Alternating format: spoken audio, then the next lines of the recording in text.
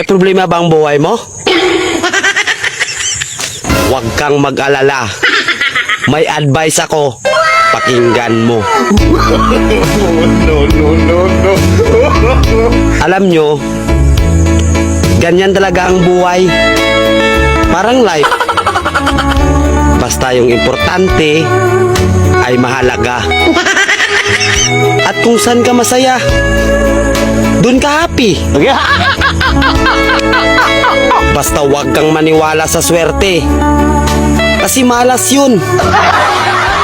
Minsan ay sometimes. Kaya matuto tayong tumanggap ng acceptance.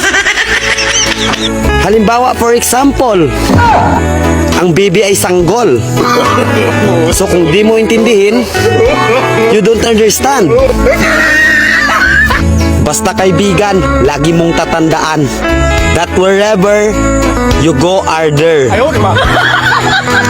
At the end of the day, ay gabi na. At alam mo, walang umaga sa Japan. Kasi lahat sila ay hapon.